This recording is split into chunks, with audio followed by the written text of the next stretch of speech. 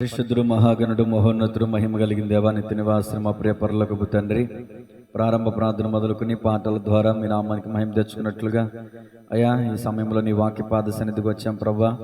సమకూర్చబడిన బిడ్డలను బట్టి మీకు వందనాలు. ఇంకా రావలసిన వారు ఉన్నారు.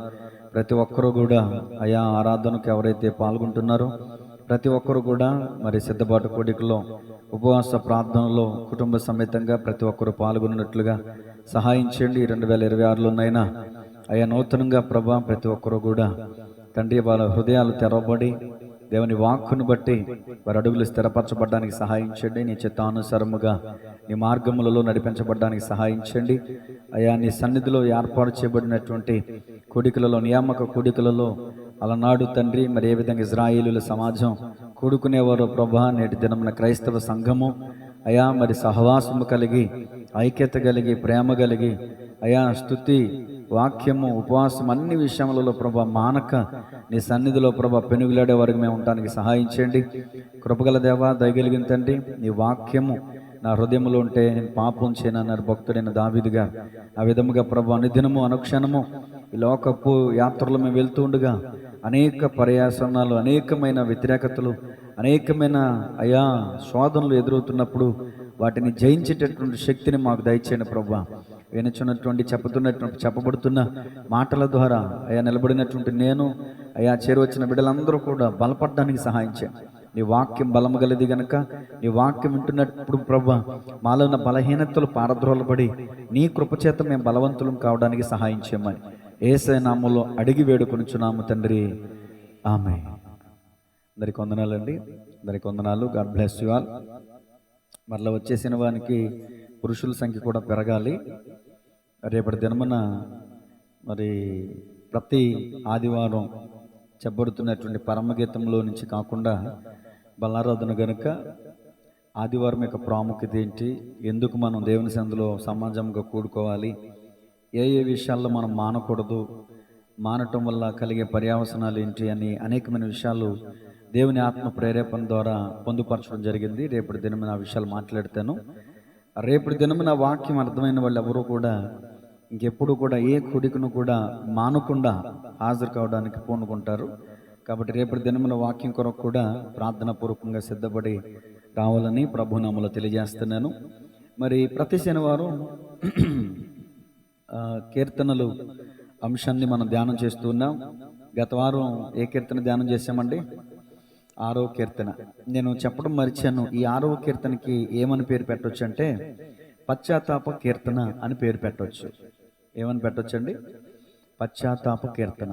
ఈ 150 కీర్తనల్లో కొన్ని కీర్తనలకి పేరు పెట్టవచ్చు. 6, 31, 32, 51.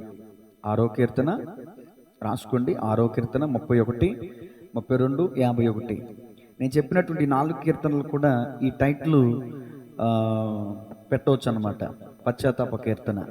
ఈరోజు 7వ కీర్తన మనం ధ్యానం చేయబోతున్నాం. అందరూ తీసారా?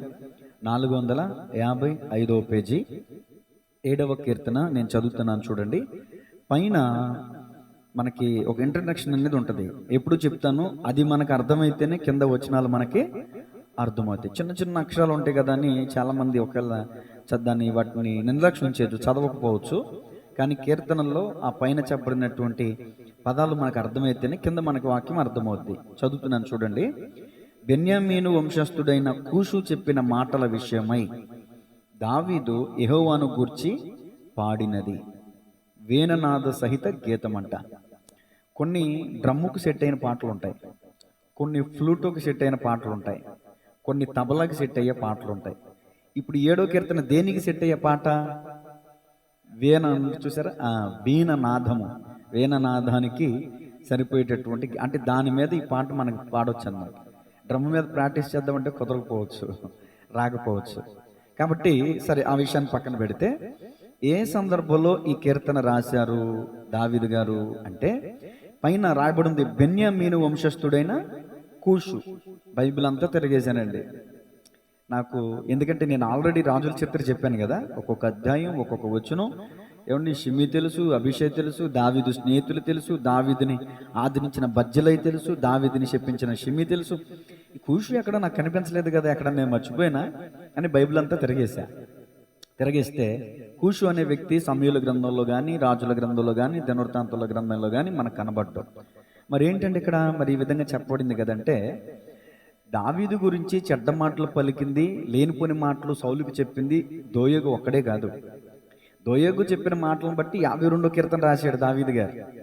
దోయేగులు అంటోళ్ళు అనేక మంది దావీదు గురించి లేనిపోని మాటలు సౌలుకి చెప్పిన వాళ్ళు ఉన్నారు. వాళ్ళందరి పేర్లు పరిశుద్ధ గ్రంథంలో ప్రస్తావించబడలేదు. వాళ్ళ గురించి సమూయేలు గ్రంథంలో దావీదు చెప్తాడు, తర్వాత మీకు ఇస్తాను రెఫరెన్స్. నా గురించి అనేక మంది ప్రజలు నీ దగ్గర లేనిపోయిన మాటలు చెప్పారు, కొంతమంది మనుషులు నీ గురించి మాటలు చెప్పారు అని ఉంటుంది. ఆ మనుషుల్లో, ఆ ప్రజల్లో ఒకడు ఈ కూషు. ఇక్కడే రాయబడింది ఇతని గురించి. ఇంకా సమూయేలు గ్రంథాలు ఎక్కడ చరిత్ర గ్రంథాల్లో రాయబడలా. సరే, ఇతను ఏ వంశానికి చెందినవాడో మనం చూస్తే దాన్ని బట్టి మనం ఒక విషయం నేర్చుకోవచ్చు. ఏ వంశస్థుడంట? అందరూ చెప్పండి, ఏ వంశస్థుడంట? సౌలు రాజు ఏ వంశస్థుడంట? బెన్యామిన్. ఇక్కడ అర్థమైపోయింది మ్యాటర్ మనకి. అర్థమవుతుందండి. ఇప్పుడు చెప్పొచ్చో చెప్పకూడదో నాకు తెలియదు, కానీ నిన్న మొన్న ఉన్న ఈ రాజకీయాలు అనుకుంటున్నాం మనం. నిన్న మొన్న పుట్టినవి కాదు ఈ రాజకీయాలు. ఈ రాజుల కాలంలోనే పుట్టినవి ఈ రాజకీయాలు. ఏమంటే రెడ్లకి మద్దతు ఇవ్వటం, కాపులందరూ కాపునికి మద్దతు ఇవ్వటం, రాజులందరూ రాజుల వ్యక్తికి మద్దతు ఇవ్వటం ఇప్పుడు చూస్తున్నాం కదా. అలాగే బెన్యామీను వంశస్థుడైనటువంటి కూషు బెన్యామీను వంశానికి చెందినటువంటి సౌలే రాజుగా ఉండాలి. అతను రాజుగా ఉంటే మన పప్పులు ఉడుకుతాయి. యోధా వంశస్థుడైనటువంటి దావీదు వస్తే మన పప్పులు ఉడకో. అందుకని బెన్యామీను వంశస్థుడైనటువంటి కూషు సౌలుకి మద్దతు ఇస్తూ, దావీదు మంచివాడైనా దావీదు మీద లేనిపోని మాటలు, చెడ్డ మాటలు పలికి సౌలు యొక్క బుర్రంతా పాడు చేసేసాడు అనమాట. ఏమండి, సామెతల గ్రంథంలో ఒక మాట తీయనవసరం లేదు, కానీ జ్ఞానము లేనివాడు ప్రతి మాట నమ్మును అను. జ్ఞానము కలిగిన వాడైతే తన గురించి, ఇతరుల గురించి తన దగ్గర చెప్పబడిన మాటలు ఎంతవరకు వాస్తవం, ఎంతవరకు అవాస్తవం, అసలు ఆ వ్యక్తి అలాంటి మాటలు మాట్లాడేవాడా కానివాడా, అతని గురించి మనం విచారించాలి. కానీ సౌలు మహారాజు అలా చేయలే. ఇప్పుడు మీకు అర్థమైపోయింది ఏ సందర్భంలో ఈ కీర్తన రాయబడిందంటే. వెంటనే కాదు, గొల్యాతుని చంపిన తర్వాత సౌలు దావీదు సౌలు దగ్గర కొంతకాలం పనిచేస్తాడు కదా. ఈ పని చేస్తున్నప్పుడు ఇదిగో ఈ వ్యక్తి ఉండటం నీకు ఎంతైనా ప్రమాదమే. ఎందుకంటే సౌలు 1000 కొలది, దావీదు 10,000 కొలదని జనాలు పాటలు పాడారు. జనాల యొక్క ఆలోచనలో, జనాల యొక్క మాటల్లో, జనాల యొక్క పాటల్లో దావీదు పేరు నాంతుంది. నీకు ఎంతైనా మంచి కోరేవాళ్ళం కాబట్టి, నీ వంశం వాళ్ళు కాబట్టి, నీ అన్నదమ్ములు కాబట్టి నీ మేలు కోరి చెప్తున్నాం, వాడు మన దగ్గర లేకుండా ఉండటం మంచిది, అసలు భూమి మీద లేకుండా ఉండటం మంచిది అని ఇలాంటి మాటలు సౌలుకి ఎక్కించారు. అప్పుడు సౌలు విషపు చూపు నిలిపాడు కదండి. సౌలు విషపు చూపు నిలిపినప్పుడు సౌలు దావీదుని అనేక మార్లు చంప ప్రయత్నం చేశాడు కదండి. అప్పుడు పారిపోయాడు కదా.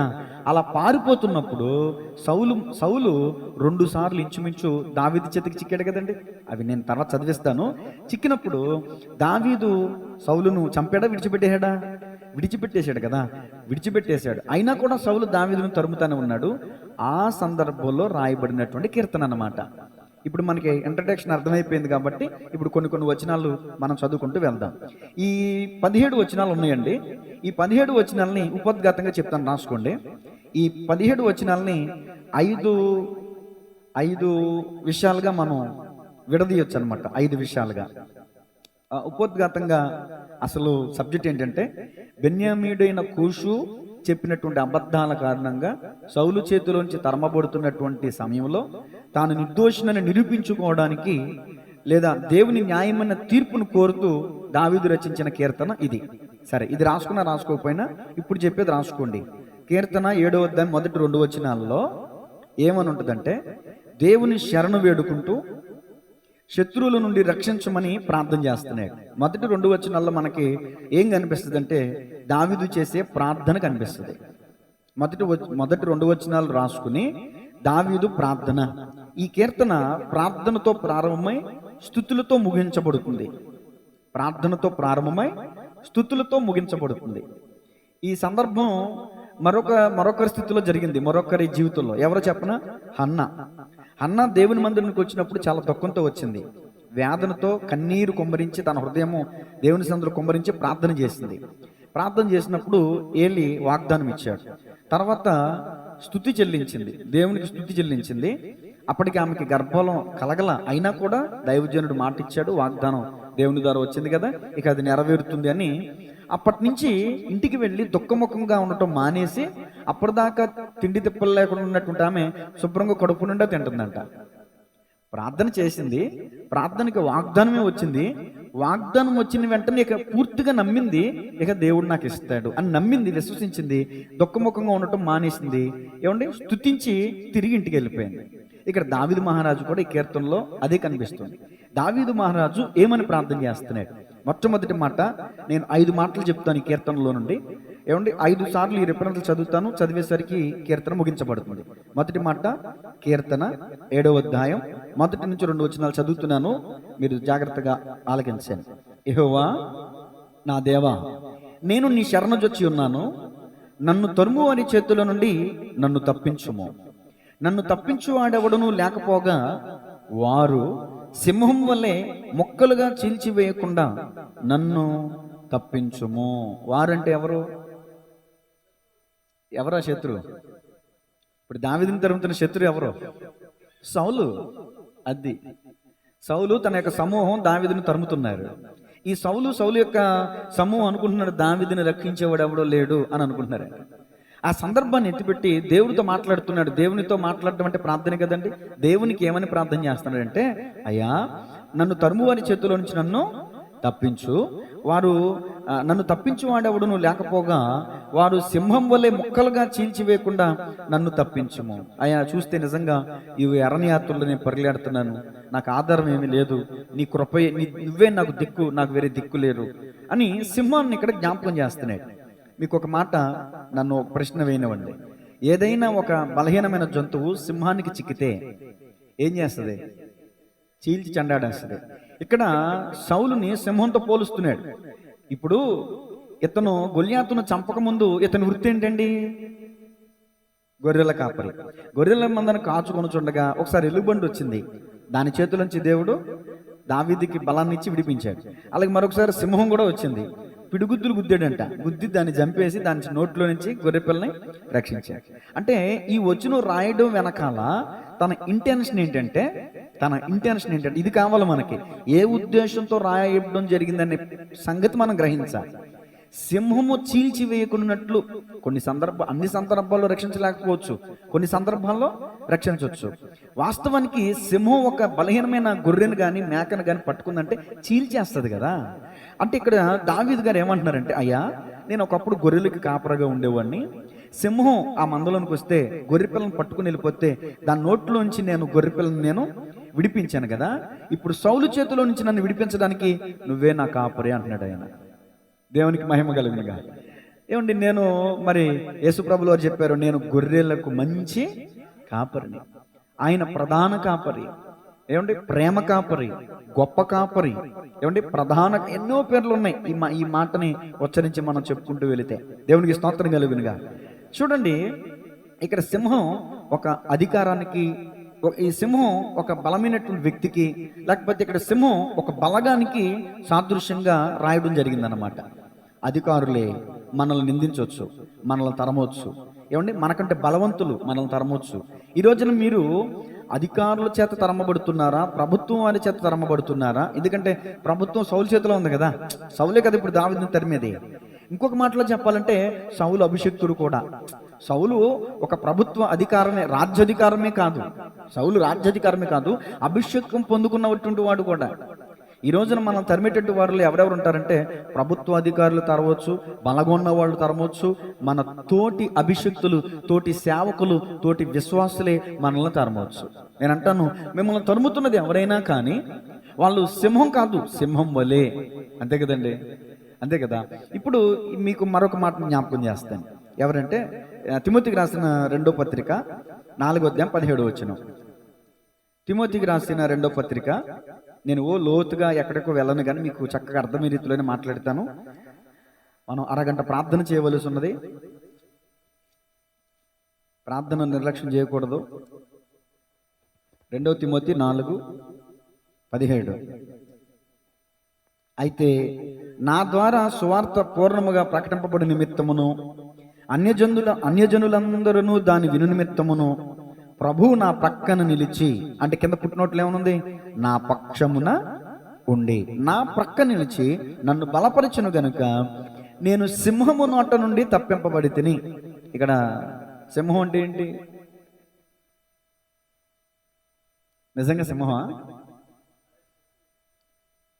అది నెంబర్ 1 శత్రువు. ఎవరా శత్రువు? కాదు, సౌలు పాత నిబంధనలో ఉన్నాడండి. దావీదు శత్రువు సౌలు. మరి ఇక్కడ ఈ కొత్త నిబంధన సౌలుకి శత్రువు ఎవరు? అక్కడ సౌలు, ఇక్కడ సౌలే కదా. ఓకే, అక్కడ సౌలు దావీదుకి శత్రువు. ఇక్కడ సౌలు అనబడిన వ్యక్తి పౌలుగా మార్చబడిన తర్వాత ఇక్కడ దావీదుకి శత్రువు ఎవరంటే, ఇక్కడ ఈ సింహం ఎవరంటే నీరో చక్రవర్తి. ఆ టైంలో అనేక సార్లు ఏమండి డొమిషియన్, నీరో చక్రవర్తి, హిట్లర్ వంటి వాళ్ళు వచ్చారు కదా, క్రైస్తవులు అణిచివేశారు కదా. ఆ టైంలో ఒక అధికారి, నీరో చక్రవర్తి అంటే ఒక అధికారంలో ఉన్నటువంటి ఒక వ్యక్తి చేతిలో నుంచి పౌలు తప్పించబడ్డాడు. ఆ సంగతిని జ్ఞాపకం చేస్తున్నాడు. సింహం నోటు నుంచి తప్పించబడుతున్నట్టు దాని అర్థం ఏంటంటే, అదిగో అధికారం, ప్రభుత్వం వాళ్ళ చేతిలోంచి నేను తప్పించబడ్డాను, దేవుడు నా పక్షంగుండి నన్ను తప్పించాడు. దేవునికి స్తోత్రం కలుగునుగా.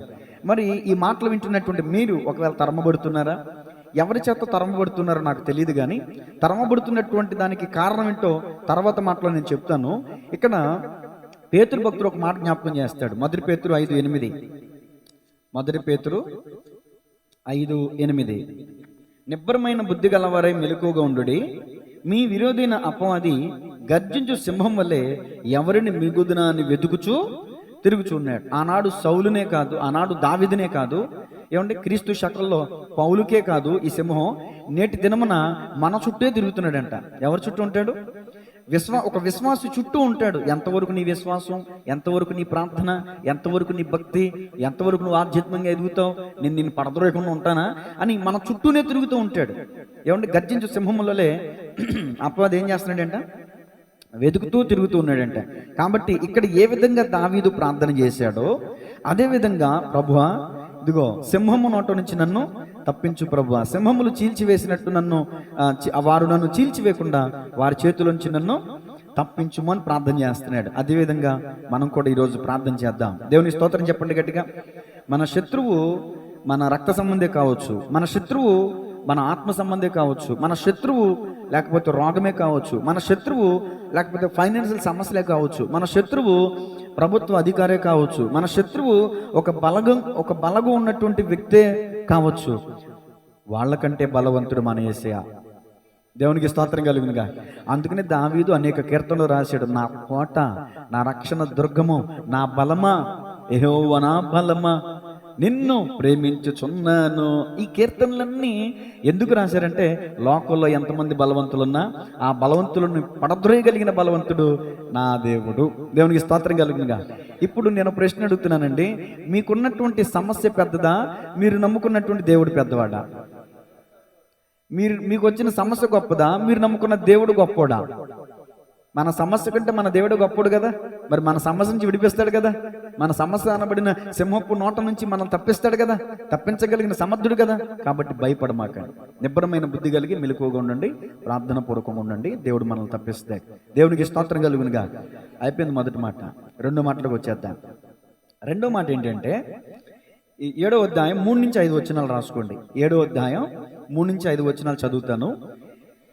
ఈ వచనాల్లో తన ఇంటెన్షన్, ఫీలింగ్ ఏంటంటే, తన నిర్దోషత్వాన్ని నిరూపించుకోవటం, తనపై వచ్చిన ఆరోపణలు అబద్ధమని, తాను ఎవరికి హాని చేయలేదని దేవుణ్ణే సాక్షిగా చెప్పుకుంటున్నాడు. మరలా చెప్తున్నాను, తన నిర్దోషత్వాన్ని నిరూపించుకునే ప్రయత్నం చేస్తున్నాడు. 3 నుంచి 5 వచనాల్లో తన నిర్దోషత్వాన్ని నిరూపించుకునే ప్రయత్నం చేస్తున్నాడు. ఏమని? తను దోషని, ఇదిగో కూషు అనే వ్యక్తి చెప్తున్నాడు సౌలుకి, నేను దోషిని కాదు, నేను నిర్దోషిని అని చెప్పుకుంటున్నాడు.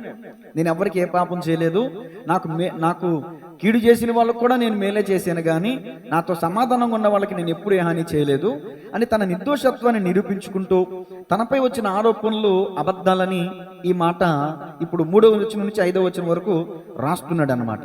దేవునికి స్తోత్రం చెప్పండి గట్టిగా. హల్లెలూయా. 3 నుంచి చదువుతున్నాను చూడండి. యెహోవా నా దేవా, నేను ఈ కార్యము చేసిన ఎడల నా చేత ఏ కార్యము కింద నా చేత పాపము జరిగిన ఎడల, ఏంటా పాపం? ఏదైనా కావచ్చు. నా చేత పాపము జరిగిన ఎడల, నాతో సమాధానముగా ఉండిన వారికి నేను కీడు చేసిన ఎడల, నాతో సమాధానముగా ఉండిన వారికి నేను కీడు చేసిన ఎడల, శత్రువు నన్ను తరుముతున్నాడు కదా, నన్ను పట్టుకోనిమ్ము, నువ్వు నన్ను రక్షించొద్దు, నన్ను పట్టుకోనిమ్ము, శత్రువు చేతికి నన్ను అప్పగించే, నా ప్రాణమును నేలకు అనగదొక్కనిమ్ము. ఇక నేను నేలలోకి వెళ్ళిపోతాను, మట్టిలోకి వెళ్ళిపోతాను, చచ్చిపోతాను. నేను నా అతిశయాస్పదమును మంటిపాలు చేయనేమో, నిర్నిమిత్తముగా నన్ను బాధించు వారిని నేను సంరక్షించి తిని కదా. అర్థమవుతుందండి మీకు మాట? నేను మీకు ఇంట్రడక్షన్ ఇచ్చేస్తున్నాను. ఏంటని ఈ 3 నుంచి 5 వచనాలు రాయడానికి గల వెనకున్న తన ఇంటెన్షన్ ఏంటంటే, నేను నిర్దోషిని ప్రభు అని చెప్పుకుంటున్నాడండి. దేవునికి స్తోత్రం కలుగునుగా. ఎవరైనా మన గురించి లేనిపోయిన మాటలు, మన నిజమైన ప్రాణ స్నేహితులు, ఇప్పుడు నేను నవీను ప్రాణ స్నేహితులుగా ఉంటున్నాం ఏమండి, నా వల్ల అతనికి, అతని వల్ల నాకు ఎలాంటి హాని లేదు ఏమండి. ఇప్పుడు ఆ మనిషి ఉన్నారు, ఆ మనిషికి ఇప్పుడు గెట్టట్లా, ఎలా అయినా నన్ను నుంచి అతన్ని వేరు చేయాలని చెప్పి ఆయన దగ్గరికి వెళ్ళి లేనిపోయిన మాటలు చెప్పినప్పుడు నేను ఎంత బాధపడతాను. ఇప్పుడు నవీన్ ఏం చేస్తున్నాడు, నన్ను హత్తుకునేటటువంటి వ్యక్తి నన్ను ద్వేషించడం ప్రారంభిస్తున్నాడు. అప్పుడు నేను దేవుని సన్నిధిలోకి వచ్చి ఏమని ప్రార్థిస్తున్నాను, అయ్యా నవీన్కి నేను ఎప్పుడు ఏ హాని చేయలేదు ప్రవ్వా, అతనికి నేను ఏ కీడు చేయలేదు ప్రవ్వా, నేను స్నేహితునిగానే ఉన్నాను కదా, కొన్ని సందర్భాల్లో అతను నాకు కీడు చేయడానికి చూసినా నేను మేలే చేశాను కదా ప్రవ్వా. అయ్యా నా నిర్దోషత్వాన్ని బట్టి నువ్వు నాకు తీర్పు తీర్చు. ఒకవేళ నా వల్ల అపరాధం జరిగితే, అంటే ఒకవేళ నేను నిజంగానే నేను నవీన్కి అపరాధం చేశానా, నిజంగానే నేను ఆయన కీడు చేశానా, శత్రు చేతికి నన్ను అప్పగించే, నన్ను తప్పించు, నన్ను విడిపించను. ఇప్పుడు అన్నట్లా ముందేమో తప్పించు ప్రభు అని ప్రార్థన చేశాడు, తర్వాత ఏమంటున్నాడు, ఒకవేళ నేను గనక పాపం చేస్తే శత్రువు నన్ను తరిమి పట్టుకోననేమో. అంటే అక్కడ దాని అర్థం ఏంటి, పాపం చేసిన వాడు శిక్షకు అర్హుడు కదా, నేను పాపం చేయలేదు కాబట్టి ఏమండి నేను శిక్షకార్హుని కాదు, తనకి విషయం తెలుసు. అందుకని దేవుణ్ణే సాక్షిగా పెట్టి, నీకు సమస్తం తెలుసు కదా, నువ్వు సమస్తం చూస్తున్నావు కదా, నరులను పరిశీలించేటటువంటి చూపు నీకుంది కదా, ఏమండి ఎవరు తప్పు చేశారు ఎవరు చేయలేదు సమస్తం నువ్వు ఎరిగిన వాడు కదా, హృదయంతరాలను ఎదిగిన వాడు కదా, ఒకసారి నన్ను దృష్టించు ప్రభువా, నేను గనక తప్పు చేస్తే, నేను గనక పాపం చేస్తే శిక్షకర్హుణ్ణి, నా శత్రు చేతికి నన్ను అప్పగించే. ఇదే మాట మనం చెప్పగలగాలి. ఎప్పుడు చెప్పగలుగుతాం తెలుసా, మనం ఏ తప్పు చేయనప్పుడు ఈ మాట చెప్పగలుగుతాం. తప్పు ఉన్నప్పుడు ఈ మాట చెప్పగలుగుతామా? తప్పు చేసినప్పుడు ఈ మాట అబద్ధం ఆడినప్పుడు ఈ మాట చెప్పగలుగుతామా? నా శత్రుడి చేతికి నన్ను అప్పగించే ప్రభా, ఎందుకంటే నేను తప్పు చేశాను, అబద్ధం ఆడాను, నరహత్య చేశాను, ఇంకోటి చేశాను, నా శత్రుడి చేతికి నన్ను అప్పగించే అని మనం అనగలుగుతామా? దేవునికి స్తోత్రం కలుగునుగా. నిజమైనటువంటి భక్తుడు, నిజమైనటువంటి విశ్వాసి, నిజమైన క్రైస్తవుడు ఈ మాట పలకగలుగుతాడు. దేవునికి మహిమ కలుగునుగా. మరలా చెప్తున్నాను, సౌలు చేత దావీదు అన్యాయంగా తరమబడుతున్నాడు. న్యాయంగా కాదు, అన్యాయంగా, చేయని తప్పుకి అతను అన్యాయంగా తరమబడుతున్నాడు. శ్రమ 2 రకాలు, ఒకటి మేలు చేసే శ్రమ, 2 కీడు చేసే శ్రమ. చూడండి ఈ మాట ఎక్కడుంది, పేతురు గారు రాసిన మొదటి పత్రిక, పేతురు గారు రాసిన మొదటి పత్రిక 2వ అధ్యాయం 19వ వచనం. పేతురు గారు రాసిన మొదటి పత్రిక 2వ అధ్యాయం 19వ వచనం. ఎవడైనను అన్యాయముగా శ్రమ పొందుచు దేవుని గూర్చిన మనసాక్షి కలిగి దుఃఖము సహించిన ఎడల అది హితమగును. అంటే దాని అర్థం ఏంటి, దేవునికి హితం అంటే దేవుడు మెచ్చుకుంటాడు, దేవుడు ప్రతిఫలం ఇస్తాడు. మీరు అన్యాయంగా మీరు అన్యాయంగా తరంబడుతుంటే ఏమంటే మీరు ఓర్చుకున్నారనుకో, దానిని దేవుడు మెచ్చుకుని దేవుడు మీకు ప్రతిఫలం ఇస్తాడు. హితం అంటే అది దాని అర్థం. 20వ వచనం. తప్పిదమునకై దెబ్బలు తినప్పుడు మీరు సహించిన యెడల మీకేమి ఫలము, మేలు చేసి బాధపడినప్పుడు మీరు సహించిన యెడల అది దేవునికి హితమగును. ఎందుకు మీరు పిలవబడితిరి. దేవునికి మహిమ కలుగునుగా. ఎందుకు మనం పిలవబడ్డాం, మనం మేలు చేయడానికి పిలవబడ్డాం. మేలు చేసినప్పుడు ఒకవేళ మనకి కీడెదురైనా అంటాం కదా, మేలుకు పోతే కీడెదురైంది అక్క అనుకుంటాం కదా, ఎప్పుడన్నా అనుకుంటారు కదా కొంతమంది, నేను మంచిగా చేయాలనుకున్నాను కానీ నాకు చెడు ఎదురైంది అనుకుంటారు కదా. ఒకవేళ మేలుకి మనం కీడు పొందుకుంటే మనం ఓర్చుకోవాలి, అప్పుడు దేవునికి హితం అవుద్ది, దాన్ని చూసి దేవుడు మెచ్చుకుంటాడు. నువ్వు చేసినటువంటి మేలుకి, నువ్వు అన్యాయంగా అనుభవిస్తున్నటువంటి శ్రమకి దేవుడు నీకు సరైన మంచి ప్రతిఫలం ఇస్తాడు, నిన్ను తరుమువారి చేతిలోంచి నిన్ను విడిపిస్తాడు. దేవునికి స్తోత్రం కలుగును గాక. ఇప్పుడు చూడండి, ఈ కీర్తన 7వ అధ్యాయం 3 నుంచి 5 వచనాల్లో ఏమంటున్నాడు, మరలా చదువుకుని తర్వాత మాటలకు వెళ్దాం. 7వ కీర్తన మీరు తీసుకుని పెట్టుకోవాలండి. 7వ కీర్తన 3 నుంచి అక్కడి నుంచి అక్కర్లేదు కానీ ఆఖరమాట ఐదో వచనం ఆఖరమాట.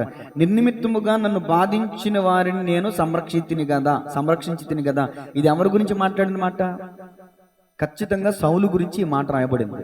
నిర్నిమిత్తముగా నన్ను బాధించు వారిని నేను సంరక్షించి తిని కదా. ఏంటి దీన్ని సంరక్షించడం అంటే అర్థం ఏంటి? నన్ను బాధిస్తున్నాడు కానీ నేను అతని క్షేమం కోరుకున్నాను కదా. ఏంటండి దీని అర్థం ఏంటంటే, ఇప్పుడు తీయండి మొదటి సమూయేలు గ్రంథం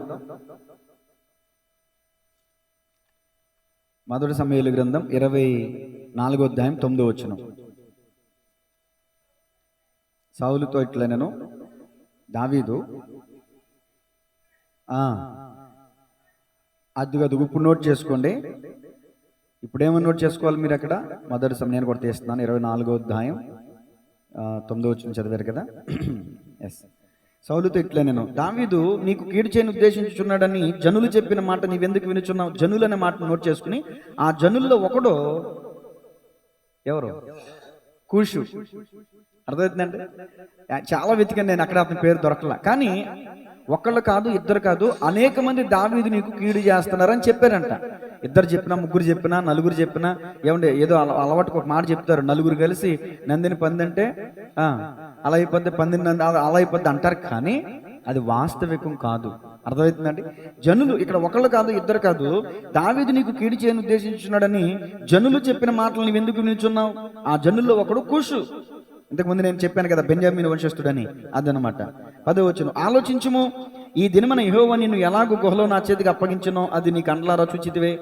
కొందరు నిన్ను చంపమని నాతో చెప్పినను నేను నీ యందు కనికరించి ఇతడు యెహోవా చేత అభిషేకం నొందిన వాడు గనుక నా ఏలిన వాని చంపనని నేను చెప్పి తిని. నా తండ్రి చూడుము, ఏమని పిలుస్తున్నాడండి దావీదు సౌలుని? నా తండ్రి. తరుముతున్నప్పటికీ కూడా నా తండ్రి, ఎందుకంటే అధికారంలో ఉన్నాడు కదా, రాజ్యాధికారంలో ఉన్నాడు కదా, ఏలుబడి చేసే అధికారంలో ఉన్నాడు కదా, దేవుని ఆత్మ అభిషేకం చేత లేదా తైలము చేత అభిషేకించబడిన స్థితిలో ఉన్నాడు కదా. నా తండ్రి చూడుము, ఇదిగో చూడుము, నిన్ను చంపక నీ వస్త్రపు చెంగు మాత్రమే కోసి తిని గనుక నా వలన నీకు కీడు ఎంత మాత్రమును రాదనియు, నాలో తప్పిదము ఎంత మాత్రమును లేదనియు నీవు తెలుసుకొనవచ్చును. నీ విషయమై నేను ఏ పాపమును చేయని వాడనై ఉండగా నీవు నా ప్రాణము తీయవలనని నన్ను తరుముచున్నావు. నీకును నాకును మధ్య యెహోవా న్యాయము తీర్చును. యెహోవా నా విషయమై పగ తీర్చును గాని నేను నిన్ను చంపను. పూర్వీకులు సామ్యం చెప్పినట్టు, అంటే సామెత చెప్పినట్టు, దుష్టుల చేతనే దౌష్ట్యం పుట్టును గాని నేను నిన్ను చంపను. ఇశ్రాయేలీల రాజు ఎవరిని పట్టుకొని బయలుదేర వచ్చి ఉన్నాడు? ఏ పార్టీ వాణిని తరుముచున్నాడు? చచ్చిన కుక్కను కదా, మిన్నల్లిని కదా అని అంటున్నాడు. అంటే తను చిన్న పురుగుతో పోల్చుకుంటున్నాడు అన్నమాట. నేను ఏ పార్టీ వాడిని అయ్యాను నువ్వు నన్ను తరమటానికి? నీ బలం ఏంటి? నీ అధికారం ఏంటి? నీ స్థితిగతులు ఏంటి? నువ్వేమై ఉన్నావు? నన్ను తరమడం ఏంటి? తర్వాత ఇదే గ్రంథంలో నుంచి సమూయేలు మొదటి గ్రంథం 26వ అధ్యాయం 17వ వచనం. పక్క పేజీ తీయండి. 26 అందరూ తీయాలి బైబిల్. 26వ అధ్యాయం 247 పేజీ. 26వ అధ్యాయం 17వ వచనం, 248వ పేజీ. సౌలు దావీదు స్వరం ఎరిగి, ఇది రెండోసారి అండి. దావీదా, నాయనా. నాయన అంటే బిడ్డ అని అర్థం. ఇతను కూడా బిడ్డ అని ప్రేమతో పిలుస్తున్నాడు. కానీ ఇది పై మాటేనండి. ఇది చాలా మంది మనల్ని తరుముతున్న వాళ్ళు కూడా ఇలాంటి తీగా మాట్లాడతారు. వెనకాల గోతులు తెస్తూ ఉంటారు, పైకి తీయని మాటలు మాట్లాడతారు. అంటే పెదవులతో మాట్లాడుతూ నొసళ్లతో వెక్కిరిస్తారు అన్నట్టు. ఏమంటే దావీదుని ఏమని పిలుస్తున్నాడు? ప్రేమతో నాయనా, నా బిడ్డ అన్నట్టు పిలుస్తున్నాడు. కానీ దొరికితే ఏ చేతకు చూస్తున్నాడు. దావీదా, నాయనా, ఇది నీ స్వరమే కదా అని అనగా దావీదు ఇట్లా నేను నా ఏలినవాడా, నా రాజా, నా స్వరమే. నా ఏలినవాడు తన దాసుని ఇలాగ ఎందుకు తరుముచున్నాడు? నేనేమి చేసి తిని? అబ్బా, నా వలన ఏ కీడు నీకు సంభవించును? రాజా, నా ఏలినవాడా, నీ దాసుని మాటలు వినుము. నా మీద పడవలనని యెహోవా నిన్ను ప్రేరేపించిన ఎడల నైవేద్యము చేసి ఆయనను శాంతిపరచవచ్చును. అది దేవుని ప్రేరేపణ కాదు. అయితే నరులెవరైనాను నిన్ను ప్రేరేపించిన ఎడల వారు యెహోవా దృష్టికి శాపగ్రస్తులగుదురు. నీవు దేశం విడిచి అన్యదేవతలను పూజించమని నాతో చెప్పి యెహోవా స్వాస్థ్యమును హత్తుకొనకుండా నన్ను వెలివేచున్నారు. నా దేశమునకు దూరముగాను యెహోవా సన్నిధికి ఎడముగాను నేను మరణమును అందకపోదునుగాక. ఒకడు పర్వతముల మీద కౌజు పెట్టను తరిమినట్టు ఇజ్రాయేలు రాజువైన నీవు మిన్నెలని వెదుగుటికై బయలుదేరి వచ్చితివి. అందుకు సౌలు, నేను పాపం చేసి తిని ఈ దినమున నా ప్రాణం నీ దృష్టికి ప్రియముగా ఉండిన దానిని బట్టి నేను నీకిక కీడు చేయును. దావీదా, నాయనా, నా ఎద్దకు తిరిగిరం. ఇది నిజమైన మాటనంటారా? నమ్మేసి దావీదు వస్తే ఒక పోటు పొడి చేస్తాడు మళ్ళీ, మామూలు కాదు. అందుకనే ఎవరిని అంత సులువుగా నమ్మడానికి వీల్లేదు. నమ్మకం లేకపోతేనేమో బతకలేము, నమ్మినా బతకలేము. కొన్ని సందర్భాల్లో నమ్మి నైవంచనకు గురైపోతాం. ఒకవేళ నమ్మకపోయినటువంటి కొన్ని కారణాల వల్ల కూడా అపాయాలు ఎదురవుతూ ఉంటాయి. కానీ ఏదేమైనా కానివ్వండి, సౌలు దావీదుని నాయనా అని ఎంత ముద్దుగా పిలుస్తున్నప్పటికీ కూడా సింహం ఒక బలహీనమైన జంతువుని వేటాడినట్టు సౌలు దావీదును వెంటాడుతున్నాడు, తరుముతున్నాడు. దేవుడు సౌలుని ఎందుకు ఎన్నుకున్నాడంటే, ఇశ్రాయేలీయుల ప్రజలు ఎందుకు ఎన్నుకున్నారంటే దావీదుని తరమటానికి కాదు, ఫిలిస్తీన్ తరమడానికి కదండి. ఫిలిస్తీన్ తరమటం మానేసి దావీదును తరమటం మొదలెడితే ఫిలిస్తీన్లు వచ్చి ఇశ్రాయేలీయులను దోచుకోవడం మొదలెట్టారు. అప్పుడు మళ్ళీ ఒక వార్త వినబడింది, సౌలా, ఫిలిస్తీన్లు వచ్చారు, దేశం మీద పడ్డారు. అప్పుడు దావీదుని విడిచిపెట్టి మళ్ళీ వెనక్కి పరిగెట్టి దేశాన్ని కాపాడుకున్నాడు. నేను అంటాను, ఒకరికి అపాయం చేయాలనుకుంటే మనకి మరొకరు అపాయం చేస్తారు. ఆ వెంటలు ఇంకా కింద ఎంతో చక్కగా రాయటం జరిగింది. తర్వాత మాటలు కూడా చూద్దాం. 3-5 వచనాల్లో నేను నిర్దోషిని అని దేవునికి చెప్పుకుంటున్నాడు. ఈ మాటలో చిన్న పిల్లలు కూడా మాట్లాడతారు కొన్నిసార్లు. అచ్చంకాయలు ఆడతారు, లేకపోతే ఉప్పు సార్లు ఆడతారు, ఏంటి ఇంజో సబ్జా అని ఆటలాడేవాళ్ళం, కరెంటు షాక్ అని ఆటలాడేవాళ్ళం. ఆటలాడినప్పుడు టచ్ అయినా అవ్వలేదని బొంకేస్తా ఉంటారు. అప్పుడు వెంటనే నిజంగా టచ్ అయింది, టచ్ చేసినోడు ఏమంటాడు? కుళ్ళికినాయను దేవుడే. ఎందుకు అది గుర్తొచ్చింది నాకు చదువుతుండే. దేవునికి స్తోత్రం కలుగునుగా. ఇప్పుడు దావీదు కూడా చిన్న పిల్లడి మాదిరి దేవుడు చూస్తాడు. దేవుడినే సాక్ష్యం పెట్టి, నువ్వు చూసావు కదయ్యా, నా తప్పుంటే నన్ను శిక్షించు, నా శత్రు చేతికి నన్ను అప్పగించే, చచ్చిపోతాను నేను. కానీ నా తప్పు లేదు కాబట్టి నువ్వు నన్ను తప్పించాలంతే. దేవునికి స్తోత్రం చెప్పండి గట్టిగా. అది తర్వాత 3వ మాట, 2 మాటలు చెప్పేశాను. ఒకటి, శత్రువుల నుండి రక్షించమని ప్రార్థన చేశాడు మొదటి 2 వచనాల్లో. 3-5 వచనాల్లో తన నిర్దోషత్వాన్ని తెలియజేస్తూ కూషు చెప్పిన అబద్ధ ఆరోపణలన్నీ కూడా అవాస్తవాలని చెబుతూ దేవుని సాక్షిగా పెట్టి మాట్లాడాడు. ఇప్పుడు 3వ మాట ఏంటంటే న్యాయమైన తీర్పును కోరుతున్నాడు. ఇప్పుడు 3వ మాట 6వ వచనం నుంచి 10వ వచనం దాకా రాసుకోండి. 6వ వచనం నుంచి 10వ వచనం దాకా. యెహోవా సర్వలోక న్యాయాధిపతిగా తన శత్రువులకు శిక్ష విధిస్తాడని నమ్ముతూ దేవుని తీర్పును ఆశ్రయిస్తున్నాడు. ఇక్కడ 6వ వచనం నుంచి మనం ఎప్పుడు కూడా గమనించాలి, చట్టం తన పని అంటారు కదా, చట్టాన్ని మన చేతిలోకి తీసుకోకూడదు. ఇక్కడ దావీదు తన చేతిలోకి తీసుకోవాలా? అర్థమవుతుందండి? దావీదు తన చేతిలోకి తీసుకోవాలా? దేవుని చేతికి అయ్యా, నువ్వు తీర్పరవు కదా, నువ్వు న్యాయవంతుడు కదా, నువ్వే కదా తీర్పు తీర్చేవాడివి అని 6వ వచనం నుంచి ఏమని రాసుకున్నారు? 3వ మాటకి టైటిల్, దుర్మార్గులపై దేవుని తీర్పు రావాలని, ఏమండి, యెహోవా న్యాయం చేయాలని కోరుకుంటున్న దావీదు. సరే, 6వ వచనం చదువుతున్నాను చూడండి.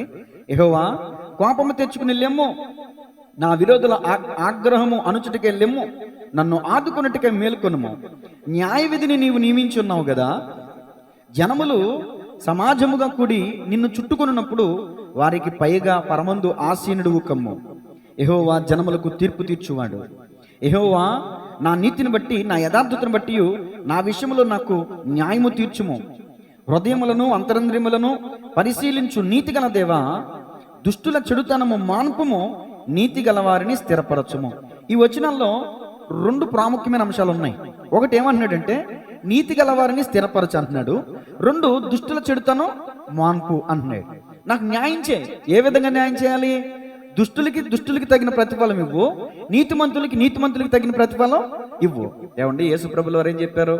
ఇదిగో నేను త్వరగా వచ్చుచున్నాను, ఎవరి క్రియలు చొప్పున వారికి నేను జీతం సిద్ధం చేసి ఉన్నాను. ఆయన తీర్పరు కదండి. యేసుక్రీస్తు ప్రభులు వారు తీర్పు తీర్చే న్యాయాధిపతిగా అంటే 2వ రాకడలో ఆయన రాబోతున్నాడు కనుక ఇప్పుడు మనం కూడా మనకి అపాయం చేస్తున్నటువంటి, మనకి సమస్యలు తలెత్తుతున్నటువంటి, ఎవరి వల్ల అయితే సమస్యలు తలెత్తుతున్నాయో వారిని బట్టి మనం దేవుని సన్నిధిలో ఏమని ప్రార్థించాలంటే, వారికి నాకును నీవే న్యాయము తీర్చు ప్రభువా అని మనం ప్రార్థించాలి. ఫర్ ఎగ్జాంపుల్, నేను నవీను కొట్టుకున్నాం. స్టేషన్కి వెళ్ళాం, కోర్టుకు వెళ్ళాం, చెరుకు బోన్లో నిలబడ్డాం. ఇప్పుడు జడ్జి గారు ఉన్నారు. జడ్జి గారు పై రూపాన్ని చూస్తాడు. పై రూపాన్ని చూస్తే నవీన్ చూస్తేనేమో దయాప్రాప్తుడిగా ఉన్నాడు. దీన స్వభావం చూసారా, ఎంత దీనంగా చూస్తే దీన స్వభావం కలిగి ఉన్నాడు. ఏ తప్పు చేయని వాడిగా ఉన్నాడు. నా ముఖం చూస్తే పిచ్చి పట్టినోడిలా కనిపిస్తున్నా. కనబడ్డవాడల్లా రాయిబెట్టి కుట్టేసేవాడిలా కనబడుతున్నాను నేను. పై రూపాన్ని చూస్తాడు జడ్జి.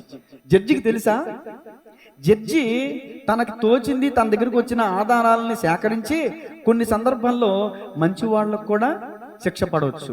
ఏమండి, దోషులు తప్పించుకోవచ్చు, నిర్దోషులు శిక్షింపబడవచ్చు. దోషులు తప్పించుకోవచ్చు, నిర్దోషులు శిక్షింపబడవచ్చు ఈ లోక సంబంధమైనటువంటి జడ్జి దగ్గర. కానీ పరలోకముందున్నటువంటి పరమందు ఆసీనుడైనటువంటి ఆయన సింహాసనం మీదుట, ఆయన తీర్పులో, ఆయన న్యాయస్థానంలో ఒక్క దోషి కూడా తప్పించుకోడు, ఒక్క నిర్దోషి కూడా శిక్ష పడదు. దేవునికి స్తోత్రం కలుగునుగా. అనంటారు కదంటారా? అదే మాట ఇక్కడ మాట్లాడుతున్నాడు. ఏమని? నీతి గల వారిని స్థిరపరచుము, యథార్థ హృదయులను రక్షించు దేవుడే నా కేడమును మోయువాడై ఉన్నాడు. యథార్థ హృదయములను రక్షించు. అది కాదు, మరొక మాట 9వ వచనం, హృదయములను అంతరింద్రియములను పరిశీలించు నీతి గల దేవా. ఈ లోకంలో ఉన్నటువంటి జడ్జెస్ ఏం చూస్తారంటే పై రూపాన్ని చూస్తారు. ఫర్ ఎగ్జాంపుల్ సమయంలో ఉన్నాడండి, ఏం చూశాడు? పై రూపాన్ని, ఎత్తు బలం, ఇతడే అని యెషయా కుమారుని ఎత్తుని రూపాన్ని లక్ష్య పెట్టాడు. కానీ దేవుడు అంటాడు సమయంలో, నువ్వు పై రూపాన్ని లక్ష్య పెడుతున్నావు, యెహోవానైన నేను పై రూపాన్ని లక్ష్య పెట్టేవాడిని కాదు. ఈ మాట అనేక పర్యాయాలు అనేక సందర్భాల్లో రాయబడ్డ మనం చూస్తాం. చూడండి, ఇర్మీయా గ్రంథం 20:12.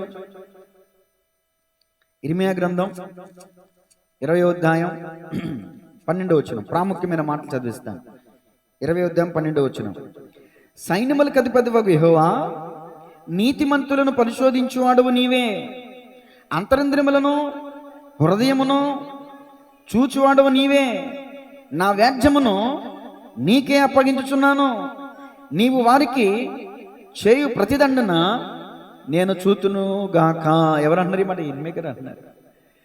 ఇర్మీయా గారు కూడా అంటున్నారు, నీవు హృదయాలని పరిశీలించే దేవుడు, నీతివంతులను పరిశీలించే దేవుడు, నా వ్యాజ్యాన్ని నీకే అప్పగిస్తున్నాను. ఇప్పుడు మీకు, మీ ఇంటి పక్క వాళ్ళకి, మీకు, మీ బంధువులకి, మీకు, మీ రక్త సంబంధులకి, మీకు, తోటి విశ్వాసులకి ఏమైనా గొడవలు ఉన్నాయా? ఎవరు చెప్పకండి. ఉంటే ఇప్పుడు మీ వ్యాజ్యాన్ని ఎవరికి అప్పగించాలి? మీరు మాటకు మాట అనేస్తారా? మాటకు 4 మాటలు అనేస్తారా? ఏమంటే లోకంలో ఉన్నటువంటి స్థితిని కలిగి మనం ఉండడానికి వీల్లేదు. భక్తుడైనటువంటి ఇర్మీయా కావచ్చు, భక్తుడైన దావీదు కావచ్చు, తమ వ్యాజ్యాలని ప్రభు చేతికి అప్పగిస్తున్నారు. మరొక మాట చూడండి, 17:10. ఇర్మీయా గ్రంథం 17:10. ఒకని ప్రవర్తనను బట్టి వాని క్రియల ఫలము చొప్పున ప్రతీకారము చేయుటకు యెహోవా అను నేను హృదయమును పరిశోధించువాడను, అంతరింద్రియములను పరీక్షించువాడను. దేవునికి స్తోత్రం కలుగునుగా. చెప్పాను కదండి, లోకంలో ఉన్నటువంటి జడ్జికి, న్యాయాధిపతి అయిన దేవునికి ఉన్నటువంటి వ్యత్యాసం ఏంటంటే, మనం నమ్ముకున్నటువంటి నీతి న్యాయ యథార్థతలు కలిగిన దేవుడు హృదయాన్ని చూస్తాడు, అంతరింద్రియాలను చూస్తాడు, నీ ఆలోచనలు కూడా ఆయన తెలుసుకోగలిగినటువంటి దేవుడు ఆయన. దేవునికి స్తోత్రం కలుగునుగా. ఆఖరి మాట 11:20 కూడా. ఇర్మీయా 11:20. ఇర్మీయా గ్రంథం 11:20. నీతిని బట్టి తీర్పు తీర్చు. ఈ లోకంలో ఉన్న జడ్జెస్ అయితే ఏం చేస్తారు? అవినీతిని బట్టి తీర్పు తీరుస్తారు, లంచాన్ని బట్టి తీర్పు తీరుస్తారు. ఎవరు ఎక్కువ లంచం ఇస్తే వాళ్ళని తప్పిస్తారు. అంతేనా? అవినీతి న్యాయం ఈ లోకంలో ఉన్నటువంటివి. కానీ దేవుని దగ్గర ఉన్నటువంటిది నీతిని బట్టి తీర్పు తీర్చుచు జ్ఞానేంద్రియములను హృదయమును శోధించువాడు సైన్యములకు అధిపతికు యెహోవాయే. యెహోవా, నా వ్యాజ్యభారమును నీ మీదనే వేయుచున్నాను. పేతురు భక్తుడు ఒక మాట అంటాడు, మీ చింత యావత్తు ఆయన పైన వేయండి. మీరు నిబ్బరము కలిగి, వాళ్ళు నన్ను అన్నారు, వీళ్ళు నన్ను అన్నారు, వాళ్ళు నన్ను అంటారా, లేని మాట పుట్టకెత్తారా, నేను ఎప్పుడైనా ఎవరూసైనా చేస్తానా, ఇంట్లో ఉంటాను, ఇదిలోకి లాగేస్తున్నారు. ఇల్లు మీద పిల్లి మీద వెళ్ళి పెడుతున్నారు, నన్ను అన్యాయంగా మాట్లాడుతున్నారు అని మనం వీధి ఎక్కక్కర్లేదు, కానీ మనం రోడ్డు ఎక్కక్కర్లేదు. కానీ దేవుని సన్నిధిలోకి వచ్చి మన వ్యాజ్యాన్ని ఆయన మీద వేసేద్దాం. ఇక్కడ ఉందని నేను సొంత మాట చెప్తున్నానా, నా వ్యాజ్యపాదము నీ మీదనే ఆయన మీద వేసేద్దాం. ఈ మూట ఏ మూటది? ఈ నిందల మూట, ఈ ఈ నిందల మూట, నీ మీద పడుతున్నటువంటి ఈ నిందల మూట ఏదైతే ఉందో ప్రభు చేతులు పెట్టి నాకు న్యాయం చేయ ప్రభువా అనగలరా మీరు ఈ రోజున? ఖచ్చితంగా దేవుడు న్యాయం చేస్తాడు. కాకపోతే మీరు ఒక్క మాట కూడా అనకూడదు. ఒకసారి అంట పాస్టర్ గారు ఇలాగే చెప్పారంట, నువ్వు ఒక్క మాట కూడా అనకుండా నీ ఎదుటామో నీ పక్కామో నిన్ను తిడుతున్నప్పుడు నువ్వు నోరు మూసుకుని నువ్వు దేవుని సందులో ప్రార్థన మాత్రమే చెయ్యి అని అంటే, ఏమా ఎదుటామా తిడుతుంటే నోరు మూసుకుని ప్రార్థన చేయడానికి వెళ్ళే ముందు దేవుడు చూస్తాడే అని వచ్చి దేవుని ప్రార్థన చేస్తుందంట. ఆ మాట కూడా అనకూడదు. ఆ మాట కూడా దేవునికి స్తోత్రం కలుగును. ఎందుకు అంత వచ్చుకుంటాం, చివర్లో పట్టు వదిలేస్తూ ఉంటాం మనం. దేవునికి మహిమ కలుగును గాక. సరే, ఈ 7వ అధ్యాయం 6 నుంచి 10 వచనాలు దేవుడు న్యాయం చేయాలని కోరుకుంటున్నటువంటి దావీదు యొక్క అభిప్రాయం మనం తెలుసుకున్నాం. ఇప్పుడు 4వ మాట రాసుకోండి. 4వ మాట ఏంటంటే, దుష్టులను హెచ్చరించువాడని ఈ మాటలు తెలియజేస్తున్నాయి. దుష్టులను హెచ్చరించువాడని, దేవుడు దుష్టులను హెచ్చరించువాడని 11 నుంచి 13 వచనాలు తెలియజేస్తున్నాయి. 11 వచనం చదువుతున్నాను. 7వ కీర్తనలోకి వచ్చేసారు అందరూ కూడా. న్యాయమును బట్టి ఆయన తీర్పు తీర్చుచు ఆయన ప్రతిదినము కోపపడు దేవుడు. అప్పుడప్పుడు ప్రతిదినము కోపపడి దేవుడు. ఒక్కడును మల్లని ఎడల, జాగ్రత్తగా వినండి, ఒక్కడును మల్లని ఎడల ఆయన తన ఖడ్గమును పదును పెట్టును, తన విల్లు ఎక్కుపెట్టి దానిని సిద్ధపరిచి ఉన్నాడు. వాని కొరకు మరణ సాధనములను సిద్ధపరిచి ఉన్నాడు, తన అంబులను అగ్నిబాణములుగా చేసి ఉన్నాడు. ఇప్పుడు సంగీతం ఒక మాట అడుగుతాను, చెప్తాది చూడండి. చాలా సంగీతం పడుకుంది కదా, అవసరం పైకి దగ్గరికి కొంచెం. ఇప్పుడు అందరికీ అర్థమయ్యేలాగా చెప్పు. ఈ పిల్లలు శృతి మించిపోయారు, అల్లరి. నాయనమ్మ ఒక పక్క, వాళ్ళ అమ్మ ఒక పక్క విసిగిపోయారు, పెద్ద పెద్ద కేకలేసేస్తున్నారు. అప్పుడు నేను వెంటనే ఏం చేస్తానమ్మా, అదే ఏం సిద్ధం చేసుకొని వస్తాను, ఇది నేను చెప్పమని చెప్పానండి. కూర్చో. ఇప్పుడు దేవుడు ఇక్కడ ఏం సిద్ధపరిచాడు? అగ్నిబాణ. ఏంటంటే చూడండి, ఒక్కడును మల్లని ఎడల ఆయన తన ఖడ్గాన్ని పదును పెడుతున్నాడు అంట. నేను బెల్ట్ తీసే సౌండ్ వినబడి ఇలా చుప్చప్ అయిపోతారు. బెల్ట్ తీసే సౌండ్ వినబడితే కొంకు నుంచి ఇలా బెల్ట్ తీస్తానా వచ్చేస్తున్నాడు అని దుప్పుడు ముసి ఎట్టేసి పడుకుంటారు వీళ్ళు. నేను అంటాను, విశ్వాసులమైన మనం ఆయన ఖడ్గం నోరుతున్నాడని తెలుస్తుంది. అంటే చిన్న చిన్న కొద్దిగా అపాయాలు రావటం, కొంచెం మనం ఫేస్ చేయటం, అలా వచ్చినప్పుడు అమ్మో దేవుడు నా మీద ఖడ్గం నోరుతున్నాడు, ఎక్కడైనా నేను మారుమనసు పొందాలన్న బుద్ధి జ్ఞానం మనకు రావాలి. ఆయన ఖడ్గాన్ని నోరుతున్నాడంట. తర్వాత విల్లుకి పెట్టాడంట బాణం వేయడానికి. మరణ సాధములు సిద్ధపరిచి ఉన్నాడు, తన అంబులను అగ్ని బాణములుగా చేసి ఉన్నాడు. మామూలు బాణాలు కాదు, అగ్ని బాణాలుగా. ఎవరైతే తప్పు చేస్తారో, ఎవరైతే ఆయన తట్టు తిరగరో వాళ్ళ మీదకి ఆయన బాణాలను వేస్తాడంట. దేవునికి స్తోత్రం కలుగును. ఆయన ఖడ్గాన్ని విసురుతాడంట. ఏమంటే ఉంది కదా, గాయములు చేయు దెబ్బలు అంతరంగమును చేర్చి, అంతరంగంలో ఉన్న చెడుతనాన్ని ఏం చేస్తాయంట? నువ్వు చెడుతనాన్ని తొలగించుకుంటే మంచిది, లేకపోతే దేవుడే గాయాలు చేస్తాడు. ఆ గాయాలు ఎందుకంటే నీ హృదయంలో నువ్వు చెడుతనం విడిచిపెట్టట్లేదుగా. గర్వం కావచ్చు, కోపం కావచ్చు, అహంభావం కావచ్చు, డంబపు మాటలు కావచ్చు, వీటన్నిటి వలన దేవుడు కొన్నిసార్లు నీకు అనుమతిస్తాడు దెబ్బలు, గాయాలు. ఆ గాయం తగిలినప్పుడు నేనేదో తప్పు చేసి ఉంటానని అనుకోవాలి. నేనైతే అలా అనుకుంటాను. దేవునికి స్తోత్రం కలుగునుగా. ఓ పక్క కత్తి నూరుతున్నాడు దేవుడు, అగ్నిబాణాలు సిద్ధం చేస్తున్నాడు దేవుడు. కాబట్టి ఈ రోజున ఒక్కడును మల్లని ఎడల, ఆ ప్లేస్లో మిమ్మల్ని మీరు పెట్టుకోండి, ఒక్కడును మల్లని ఎడల ఆయన తన ఖడ్గమును పదును పెట్టును. ఒకవేళ మళ్ళితే అంటే ఆయన తట్టు తిరిగితే క్షమాపణ కలుగుతుంది. చూడండి, యోహాను సువార్త 3:36. యోహాను సువార్త 3:36 ముగింపులోకి వచ్చాను నేను. యోహాను సువార్త 3:36. కుమారుని యందు విశ్వాసం ఉంచువాడే నిత్య జీవము గలవాడు, కుమారునికి విధేయుడు కానివాడు జీవము చూడడు గాని అదుగో దేవుని ఉగ్రత వాని మీద నిలిచి. ఈరోజు వాక్యమీనైనా మీరు దేవుని తట్టు మీ హృదయాలు త్రిప్పితే, మీ ఆలోచనలు, మీ తలంపులో ఉన్న చెడుతనాన్ని విడిచిపెట్టి, అంటే సౌలు దావీదును తరుముతున్నట్లు మనం కూడా ఏమన్నా తరుముతున్నామేమో, అలాంటి సౌలు పొజిషన్లో మనం ఉన్నామేమో, అధికారం నా చేతిలో ఉంది కదా, బలం నా చేతిలో ఉంది కదా, శక్తివంతుని కదా అని చెప్పేసి బలహీనమైన వాళ్ళని చిన్నచూపు చూస్తున్నామేమో, తృణీకరిస్తున్నామేమో, అన్యాయంగా ఇతరులను తృణీకరిస్తున్నాము. అలాంటి పొజిషన్ మనం కలిగి ఉంటే ఈ రోజైనా మారు మనసు పొంది దేవునికి విధేయత అవటం మంచిది. వాళ్ళు దేవుని జీవాన్ని చూస్తారంట, లేదంటే జీవాన్ని చూడరు కానీ దేవుని ఉగ్రతను చూస్తారంట. ఇప్పుడు ఇంగ్లీష్లో ఒక మాట ఉందండి, టర్న్ ఆర్ బర్న్. అంటే దాని అర్థం ఏంటంటే, దేవుని తట్టు తిరుగుతావా లేదా దేవుని ఉగ్రతతో కాల్చబడతావా?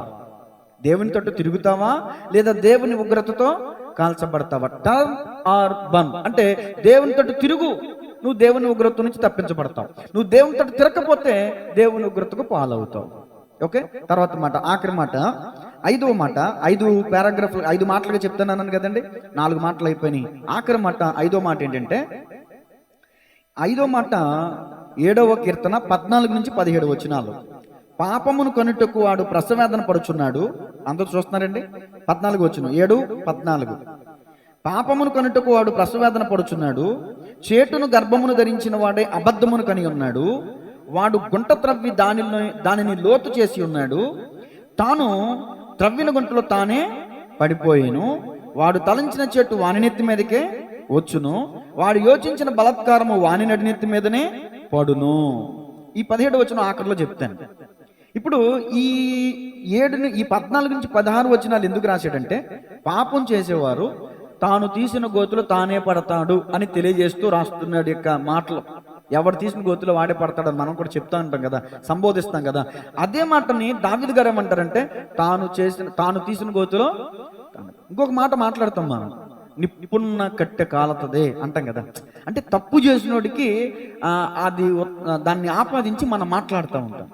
ఇక్కడ తాను అంటే కూషు కావచ్చు, ఒకవేళ బెన్యామీను వంశస్థుడైనటువంటి కూషు గుంట తవ్వుతున్నాడు, కానీ అదే గుంటలో అతనే పడిపోయాడంట.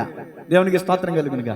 ఈ రోజున మనలో ఎవరైనా ఇతరులకు గుంటలు తీసేవాళ్ళు ఎవరైనా ఉంటే, ఏమంటే గుంటలు తీసే పని మానుకోవటం మంచిది. దేవునికి స్తోత్రం చెప్పండి గట్టిగా. ఇంకో మాట చెప్పాలి, నేను సందర్భం చెప్తాను, పేరు మీరు చెప్పండి. ఏమంటే ఒక పెద్ద ఉరికొయ్య చేయించాడు, కానీ అదే ఉరికొయ్య మీద అతని ఇంటి వారందరూ ఉరి తీయబడ్డారు. ఎవరికి తీపిచ్చాడు? మృతికే కోసం తీపిచ్చాడు. అతను తీసుకున్న గోతులు అతనే పడ్డాడంటే దానికి అర్థం, మీకు అర్థం అవడానికి ఈ సందర్భాన్ని చూపించాను. హామాన్ ఎవడైతే ఉన్నాడో కుళ్ళు కుతంత్రాలతో అన్యాయంగా మొర్దెకైని ఉరి తీయించాలనుకున్నాడు. నేను అంటాను, మీరు కూడా అన్యాయంగా తరమబడుతున్నారేమో, అప్పుడు మీరు ఓర్చుకోండి, మొర్దెకైలాగా ఓర్చుకోండి, మొర్దెకైలాగా ప్రార్థన చేయండి, ఆ యొక్క హన్నలాగా ప్రార్థన చేయండి, ఇక దావీదులాగా ప్రార్థన చేయండి. దావీదు సౌలు చేత తరమబడుతున్నప్పుడు సౌలు చేతుల నుంచి నన్ను తప్పించని ప్రార్థన చేశాడు దావీదు. సౌలు చేతికి చిక్కినా కూడా సౌలు ప్రాణం తీలా. హన్నా యొక్క సహోదరియే తోడుకోడలో తోడుకోడలు అంటారు కదండి, పెన్నిన్న సూటుపొట్టు మాటలు దెబ్బలాడే ప్రయత్నం చేయలా. దేవుని సన్నిధిలోకి వెళ్ళి పెనుగులాడింది, ప్రార్థన చేసింది, దేవుని ద్వారా వాగ్దానం పొందుకుంది, నమ్మింది, దేవుడు నాకు ఇస్తాడని దేవుని కృప పొందుకుంది, గర్భఫలం పొందుకుంది, చక్కని మరబట్టికి. అదేవిధంగా హామాను చేతిలో బలైపోయేటటువంటి స్థితిలో ఉన్నప్పుడు మొర్దెకై కూడా దేవుని చేతులకు అప్పగించాడు తన బాధ్యతని, తన భారాన్ని, తన సమస్యని. 3 దినాలు ఉపవాసం ఉండి, ఏమండి యూదులందరూ కూడా ప్రార్థన చేశారు. దేవుడు ఆశ్చర్యకరమైన రీతిలో ఉరి కమ్ముని తప్పించడమే కాదు, ఆ ఉరికొయ్య తయారు చేసిన వాడి తలే వేలాడింది. అది కదా గొప్ప, తారుమారు చేయగలిగిన వాడండి. ఏమైనా చేయగలవు, కథ మొత్తం మార్చగలవు, నీ నామముకే మహిమంతా తెచ్చుకొందువు. ఏమైనా చేయగలవు, కథ మొత్తం మార్చగలవు, నీ నామముకే మహిమంతా తెచ్చుకొందువు. యేసయ్యా యేసయ్యా నీకే సాధ్యము. యేసయ్యా యేసయ్యా నీకే సాధ్యము. నీకే సాధ్యము. ముగింపు మాటలు 57వ కీర్తన 6వ వచనం. 57వ కీర్తన 6వ వచనం. 57వ కీర్తన అండి, చదువుతాను తర్వాత. 57వ కీర్తన. నా అడుగులను చిక్కించుకున్నట్టుకై వారు వలయొడ్డిరి, నా ప్రాణము కృంగిన్నది, నా ఎదుట గుంట త్రవ్వి దానిలో తామే పడిరి. అంటే ఇంతకుముందు చదివించిన వచనాలకి ఏమంటే ఈక్వల్గా రిఫరెన్స్ ఇచ్చానమాట. తర్వాత 94:23 కూడా, 94:23.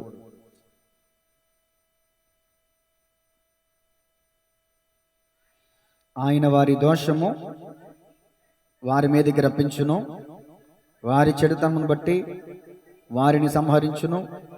మన దేవుడని యెహోవా వారిని సంబంధించిన వారి దోషం వాళ్ళ మీదకే వస్తుందంట. తిరిగి తన మీదకి తనకేమో వస్తుందంట. అబీమెలెకు గుర్తొచ్చాడు నాకు. అబీమెలెకు న్యాయాధిపతి అవ్వటం కోసం తన సహోదరుల దగ్గరికి వెళ్ళి ఏమండి ప్రేమను వాళ్ళకు పోసి రాజు అయిన తర్వాత ఒక్క రాతి మీద 70 మంది తమ్ముళ్ళని చంపేశాడు, అన్నదమ్ములు చంపేశాడు. ఒక్క రాతి మీద చంపేశాడు. ఒక స్త్రీ ఒక బండరాయి మీదే చంపేసింది. ఏ బండ మీద అయితే తన సహోదరుని చంపాడో అదే బండ తన తల మీదకి వచ్చేది. అదే ఎవరి తల మీదగా, ఎవరి దోషం వాళ్ళ నెత్తి మీదకే పోతుందంటే అది. దేవునికి స్తోత్రం కలుగునుగా. ఈ మాటలు అన్ని అయిపోయిన తర్వాత ఆఖరి వచనం స్తుతితో ముగించబడింది కీర్తన. చూడండి 17వ కీర్తన. యెహోవా న్యాయం విధించువాడని నేను ఆయనకు కృతజ్ఞతాస్తుతులు చెల్లించెదను, సర్వోన్నతుడని యెహోవా నామమును కీర్తించెదను. ఇక్కడ మనం దేవునికి హృదయపూర్వకంగా స్తుతులు చెప్పాలన్నమాట. మనం చేసిన ప్రార్థన అయ్యా నువ్వు ఆలకించినందుకు స్తోత్రం, నా మొర విన్నందుకు స్తోత్రం, నాకు సమాధానం ఇచ్చినందుకు స్తోత్రం, నన్ను తరుమువారి చేతిలోంచి నన్ను తప్పించినందుకు. తప్పించబడక ముందే చెప్పాలి, అదే విశ్వాసం. మీరు అడుగు వాటి నెలను పొందినామని నమ్మి ప్రార్థన చేయండి. కాబట్టి ఈ రోజు నుంచి ప్రార్థనలో మన ప్రార్థన తీరు మారాలి. ఇప్పుడు అర్థమవుతుందండి, మన ప్రార్థన తీరు సహాయం చేయ ప్రభువా అడగాలి. కానీ ముగింపులో మనం ఏం చేయాలంటే మా ప్రార్థనలు విని మాకు అయ్యా నువ్వు ద్వారాలు తెరిచినందుకు వందనాలు, నువ్వు జవాబు ఇచ్చినందుకు వందనాలు, నువ్వు సమాధానం ఇచ్చినందుకు వందనాలు. ఇక్కడ దావీదు అంటాడు నువ్వు నాకు న్యాయం చేసినందుకు వందనాలు. హన్న అంటది అయ్యా నువ్వు నాకు గర్భఫలం ఇచ్చినందుకు వందనాలు.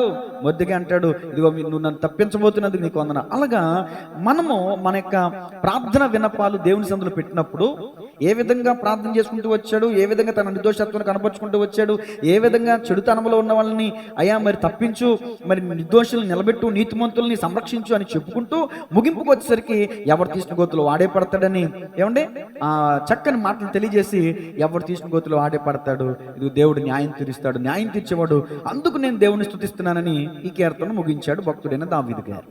ఈ కీర్తన విన్నప్పుడు మరి మీ హృదయాలు ఏ విధంగా ప్రేరేపించబడ్డాయి? ఈ కీర్తన విన్నప్పుడు దావీదు వంటి స్థితిలో మీరున్నారా? సౌలు వంటి స్థితిలో మీరున్నారా? బెన్యామీను వంశస్థుడైన కూషు వంటి స్థితిలో మీరున్నారా? అంటే చెప్పుడు మాటలు, అక్కడ మాటలు ఇక్కడ మాటలు అక్కడ, లేకపోతే ఒకరి మెప్పు మనం పొందుకోవడం కోసం ఇంకొకరిని మనం తక్కువ చేయటం. ఏమండి ఇలాంటి స్వభావం మనం కలిగి ఉన్నామా? ఆలోచన చేద్దాం, పరిశీలన చేద్దాం, ప్రార్థన చేసుకుందాం. చిన్న ప్రార్థన చేస్తాను, తర్వాత మనం అందరం కలిసి ప్రార్థన చేసుకుందాం. పరిశుద్ధున ప్రేమగల తండ్రి, వెత్తబడిన వాక్యమును బట్టి ప్రార్థిస్తున్నాను. బిడ్డలందరూ హృదయాల్లో విత్తబడి 30 60 100 ఫలించినట్లుగా ఈ వాక్యము ద్వారా మొదటగా మమ్మల్ని మేము అయ్యా మా జీవితాలకు అన్వయించుకుని ఈ వాక్యము ద్వారా మేము సరిచేయబడడానికి సహాయం చేయమని యూట్యూబ్ ద్వారా వీక్షిస్తున్న వారిని కూడా మీరు దీవించి ఆశీర్వదించమని యేసయ్య నామములో ప్రార్థించి అడిగి వేడుకొనుచున్నాము తండ్రి. ఆమేన్.